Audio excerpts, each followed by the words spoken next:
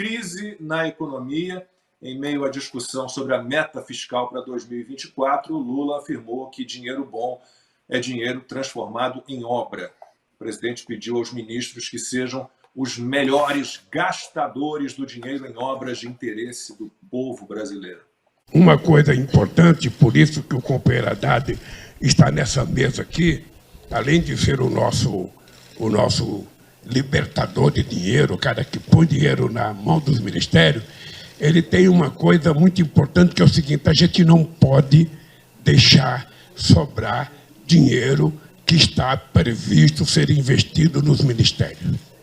A gente precisa colocar, transformar. Eu sempre disse o seguinte: para quem está na fazenda, dinheiro bom é dinheiro no tesouro. Mas para quem está na presidência, dinheiro bom é dinheiro transformado em obras. É dinheiro transformado em estrada, sabe, em escola, em escola de primeiro, segundo, terceiro grau, saúde. Ou seja, se o dinheiro estiver circulando e gerando emprego, é tudo que um político quer, que um presidente deseja.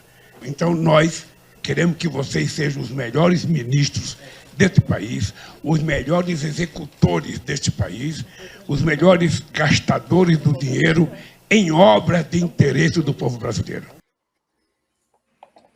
E com um cenário econômico complicado, Fernando Haddad tem perdido a paciência. Olha, é público o nome da empresa. Ué, é só você ir no judiciário que você vai ver lá. Querida, você faz o teu trabalho, é público, não é dado sigiloso da Receita Federal. Ministro. Querido, aí se você quiser me entender bem, se não quiser me entender bem, eu estou respondendo para você que eu, enquanto ministro da Fazenda, vou buscar o resultado que eu considero o melhor para o país, que é buscar o equilíbrio fiscal, e o que eu puder fazer para que esse equilíbrio seja atingido, eu vou fazer. Isso a gente precisa saber da meta. A gente não, todo mundo, o Brasil inteiro tem a meta. Que da minha meta está estabelecida, tá bom? Continua mantida a meta de superávit zero? A minha meta estabelecida. Eu vou buscar o equilíbrio fiscal de todas as formas justas e necessárias para que nós tenhamos um país melhor. Bom, vamos lá. Primeiro, imaginem o Bolsonaro tendo um comportamento como esse do Fernando Haddad ou o Paulo Guedes, né? O que desabaria de críticas sobre eles, né? Depois, Lula. Bom, sem corte nos gastos públicos, nós vamos para o buraco. Esse raciocínio do Lula, a gente falou disso domingo passado, foi tema da minha coluna na Gazeta do Povo essa semana, e daqui a pouquinho eu vou falar um pouquinho mais sobre isso, mas consta, vamos lá, situação crítica na economia, esse déficit fiscal, estão dizendo que fica ali em torno de 1%, mas tem economistas e gestores públicos dizendo que isso será muito mais do que isso, porque o governo está considerando como receita as contribuições previdenciárias. O Stephen Kunitz já tem falado sobre isso, consta. Vamos lá, a gente falou sobre isso no domingo passado. O Lula não é uma besta quadrada, ele não é burro. Ele tem, você deixou isso muito claro, eu fiz um artigo falando sobre isso. Ele tem essa ideia fixa de transformar todo mundo em pobre para ficar na mãozinha dele no fim das contas, consta. Exato, Lacombe. Eu usei a sua coluna na Gazeta na minha live de sexta-feira, né? Porque é impressionante, eu participo de grupos de debate com alguns acadêmicos, alguns tucanos, é impressionante como ainda tem gente que repete a ladainha de que Lula não aprendeu nada com os erros. Quem diz isso é que não aprendeu nada com os próprios erros e achava que Lula ia vir com Armindo Fraga e uma postura de Mandela no terceiro mandato dele. Esse é que não aprendeu nada, né? Tem um editorial da própria Gazeta também chamando atenção para isso, né? Lula 3 poderia aprender alguma coisinha com Lula 1, mas não vai por quê? Porque não quer. Porque lá atrás, com o Palocci, no começo, ele tinha que fazer um jogo pragmático, uma coisa de acalmar o mercado. A carta ao povo brasileiro foi um estelionato eleitoral prévio, e vários comunistas já fizeram concessões. A própria política nova econômica, a NEP, né, do Lenin, ela também visava concessões para o mercado para não perder o poder político. A China pós-Deng Xiaoping, que fez a mesma coisa. E aí vem um ignorante em filosofia política como o ministro Alexandre de Moraes, dizer que é coisa de alienado falar que o comunismo existe e se dá a China como exemplo. A China fez concessões à economia de mercado quando interessa, apesar de controlar tudo ainda por meio do Estado, tudo. Agora, o poder político é 100% comunista na mão do PCC há 72 anos. Então, veja, o Lula não tem interesse na melhora econômica. Ele tem interesse nisso aí, o Estado gastador, perdulário, e o povo empobrecido precisando de esmola estatal. Quem foi o primeiro? Agora as pesquisas já apontam o Milei na frente. Mas quem foi o primeiro colocado no primeiro turno na Argentina? O ministro da Economia, responsável por uma economia em frangalhos com 160% de inflação e 40% na miséria ou sem emprego. Esse cara foi o primeiro colocado. Então, é uma ladainha tucana, essa coisa é economia estúpido. Economia anda par e passo com a política. Se a economia for mal, vai perder o poder político. Fala isso para a turma do Chaves e do Maduro na Venezuela. Fala isso para Cuba, que está aí há tanto tempo com o poder político na mão e a economia destruída faz tempo. Então, é muito importante, como entender que essa turma do PT não tem interesse em aprender com os erros deles em economia. Agora, o linguajar também já está sendo igual àquele, né? Parece o Dilma ali, né? Ô, querida, vai fazer o dever de casa. Imagina se é o Paulo Guedes, se é o Bolsonaro dando um pito desse num jornalista. Ataque à liberdade de imprensa. A gente sabe quais seriam as manchetes. E, por falar em imprensa, coitadinha de uma Miriam Leitão da vida, chamada de Amélia na época do Partidão, por ter que fazer malabarismo para sustentar isso, né? Até isso ela tentou sustentar. Não, o ministro Haddad erra, se esquiva, mas mantém a meta fiscal, mantém para inglês ver, para trouxa acreditar e para militante disfarçado de jornalista mentir. Só se for, né? Porque todo mundo do Haddad está ali por ser o poste do Lula, por não ter um pensamento próprio, por não ter nenhuma autoridade e autonomia, ao contrário do posto Ipiranga, do ministro, que era o ministro Paulo Guedes, para o presidente Bolsonaro. O Haddad foi pintado como um cara que entende do assunto e que defende a responsabilidade fiscal pelos militantes da imprensa, que pintaram a Dilma como gerentona lá atrás, vocês lembram? É que eu tenho boa memória, né? Ou pelo menos não esqueço coisas que aconteceram há menos de 2 décadas. Só isso que a gente está pedindo. Né? Não é tanto tempo assim, 15 anos, 10 anos atrás, era essa mesma turma destruindo o país e com a mesma imprensa mentindo uma vez mais. Então o Haddad está ali por ter sido o péssimo prefeito que ele foi, por ter um histórico lamentável. Ele não tem nenhuma conquista na vida. A tese dele é sobre o socialismo, enaltecendo. Então ele foi colocado ali por ser um zero à esquerda, por não ter nenhuma autoridade para falar. E o Lula que fala por meio dele. Então é óbvio que não tem meta fiscal mais nenhuma. Está aí a cabeça do Lula. Vamos gastar porque dinheiro bom é dinheiro gastando. Né? Dinheiro brota do solo ou cai do céu. É a mentalidade típica da esquerda. Agora, tem gente que acha que o Lula precisa aprender uma lição ou outra. Pelo amor de Deus, esses é que precisam aprender de uma vez por todas a deixar de ser otários. Não, aí eu ouço um pessoalzinho falando, mas a taxa de desemprego está caindo. Aí você vai olhar, assim, você olha os números, a taxa de desemprego caiu basicamente porque este governo, o desgoverno que está aí, contratou quase 700 mil servidores públicos, que é basicamente o que teve de aumento, né, na geração de empregos, veio do setor público, que é aumento da máquina, aumento do gasto público. Ana, é desesperador. Nós não somos, você, eu e Silvio, o economista aqui é o Constantino, mas não é difícil de entender que aumento da dívida pública gera aumento da inflação, aumento da taxa de juros, que vai gerar menos investimento, né? Os empresários vão investir menos, vai ter menos emprego gerado, vai cair a arrecadação. É um negócio de louco. Mas aí, Lacombe, eu vou trazer o seu artigo da Gazeta. Eu estou bem cercada, a nossa audiência está vendo, né? Chega sexta, sábado, eu tiro o dia para ficar lendo os meus amigos e o artigo do Lacombe na Gazeta também tem uma parte que eu queria dividir aqui com a nossa audiência. O artigo o título é maravilhoso, né? Besta ao quadrado.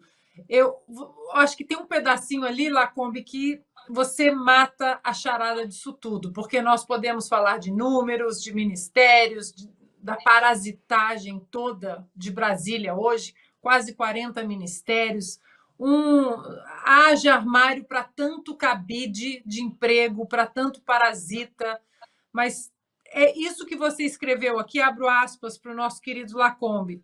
Lula se movimenta na direção daquilo que sempre foi seu objetivo principal, o empobrecimento do povo, não só a pobreza financeira, mas também a espiritual, de valores morais, de iniciativas. O que ele quer é a pobreza completa, geral e a abolição de qualquer chance de reação, de enfrentamento à maldade. Eu acho que esse é o combo, é exatamente isso, Lacombe. Você resumiu muito bem. Nós podemos discutir políticas sociais, políticas econômicas, o Haddad, que é um poste, que está fazendo o papel de poste, a Ana Moser, que foi usada para a recriação de um novo ministério, jogada para escanteio, e o ministério entregue ao Fufuca, ao Centrão. Agora outra mulher foi mandada embora, a do turismo, a mesma coisa. Mas é exatamente isso aqui, Lacombe. A aura espiritual, a aura mental, psicológica do PT é de escravidão espiritual, de escravidão financeira. É um pacote nefasto. Não à toa, eles passam pano para grupo terrorista. Eu preciso dar crédito para o Constantino, porque o tema deste meu artigo, deste último, obrigado pela lembrança, veio de uma conversa nossa, né, no domingo passado, em que eu tratei o Lula como uma besta quadrada, que é uma expressão que eu adoro, que o Augusto Nunes usa muito, e o Constantino chamou a atenção, peraí, ele não faz isso por erro, por uma falha humana, porque acredita que a mesma fórmula tentada 100 vezes vai dar certo de repente. Ele é uma besta no sentido, né, diabólico, né, ligado ao tinhoso, aí, a coisa ruim. Então, agradeço ao Constantino, porque ele que trouxe isso bem claro para a gente no domingo passado. Né? É impressionante. E, Silvio, vou passar para você para fechar esse tema. Talvez você queira comentar um pouquinho o comportamento do Fernando Haddad nessa entrevista coletiva, porque falaram tanto, toda reação que o Bolsonaro tinha a uma pergunta agressiva, né, era tratada como um ataque à imprensa, né, à instituição imprensa, essa coisa maravilhosa, superior, né, nós somos jornalistas, é um negócio de louco. E todo mundo esquece, por exemplo, não só as grosserias do Lula são esquecidas, as grosserias da Dilma são esquecidas, essa grosseria do Fernando Haddad foi basicamente ignorada. E se a gente for subir para o STF, para lembrar do Gilmar Mendes também, mandando o repórter enfiar uma pergunta em determinado lugar. Né? Então é uma indignação seletiva, né? Que é bem típica do que a gente tem, que chamam de jornalismo ainda, mas, como eu digo, não é mais jornalismo. Né? E não morreu, viu? Se matou o jornalismo. Pois é, Lacombe, na sua fala anterior você citava, imagina se fosse o Bolsonaro, imagina se fosse o Paulo Guedes. E aí eu estava me lembrando, logo depois da eleição, 2018 ainda, o Paulo Guedes, que já era conhecido, né, seria o futuro grande ministro do governo Bolsonaro, ele é interpelado por uma jornalista do Clarim, um jornal argentino, e ele perde um pouco a paciência com a pergunta dela e diz, olha, não, o Mercosul não será prioridade no governo Jair Bolsonaro.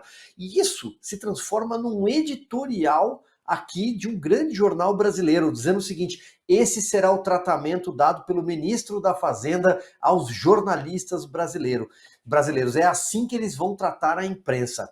Olha só, entre o violão e o Minha Querida, não passou tanto tempo assim, né? Mas já mudou a forma de tratamento. É claro, o Fernando Haddad está contra as costas. Eu não entro tanto na seara econômica, que o Rodrigo trouxe muito bem, e é especialista, mas politicamente ele também está numa situação muito complicada, porque ele é a única bola que o PT tem para jogar. Na ausência do Lula, é ele. É ruim. Não conseguiu sequer se reeleger prefeito de São Paulo, passou vergonha na eleição presidencial e pior ainda na eleição para o Palácio dos Bandeirantes. Perdeu tudo que disputou depois daquela eleição lá de trás de 2012. Mas veja só, ele é a única bola que o PT tem. Então circula a informação em Brasília, estava em Brasília também na semana passada, e nessa semana também já foi divulgado que o Lula cogita colocá-lo na Casa Civil para suprir o incompetente Rui Costa. Nesse caso é um incompetente por outro, mas o Rui Costa, que também é responsável em parte pelo problema de segurança pública que está acontecendo na Bahia. A Bahia é administrada há 16 anos pelo PT e o Rui Costa foi governador. Então, colocá-lo na Casa Civil e trazer o Galípolo, que é uma espécie de número 2 do Fernando Haddad, e o novo queridinho dessa imprensa, aí eu não sei se o Galípolo toca violão ou algum outro instrumento musical para ir às emissoras de televisão que fazem assessoria de imprensa para esse governo, se submetem ao PT. Mas o Galípolo seria o favorito. O fato é que essa história das obras, não pode ter dinheiro parado, vamos investir dinheiro em obras, isso é tudo uma grande bravata, não tem dinheiro nenhum. Esse é um PAC, Programa de Aceleração do Crescimento, na sua terceira versão, nasceu lá em 2007, pelas mãos do marqueteiro do Petrolão, João Santana. Ele foi rebatizado no PAC 2 em 2010 para tentar alavancar a candidatura da Dilma Rousseff, que era a mãe do PAC, mas é isso que, como disse a Simone Tebet recentemente, não tem obra nenhuma, é reenvelopar as obras que o TCU mandou parar, ou por superfaturamento, ou por causa da Lava Jato, por corrupção explícita, né? Eram dutos de dinheiro público indo para as mãos de um cartel de empreiteiras, como a Lava Jato mostrou. Tem obra nenhuma. O PAC, para você ter uma ideia, em 2016, quando do impeachment da Dilma Rousseff, o PAC tinha 17% de execução de obras. Era um pacote de R$1,5 trilhão de reais, com mais de 30 mil obras, segundo a listagem do próprio Tribunal de Contas da União. 17% de execução. Então o que o Lula está fazendo agora é revisitar algumas obras que ele não conseguiu entregar, que a Dilma não conseguiu entregar, para fingir que tem algum plano de ação acontecendo no Brasil. Em relação a obras e dinheiro público, ele só precisa deixar muito claro para o ministro dele, o Juscelino Filho, o ministro dos Cavalos ou das Comunicações, explicar direitinho, porque esse daí entende de pegar dinheiro de emenda parlamentar, ou seja, dinheiro público, e colocar em obras, mas em obras perto da fazenda da família.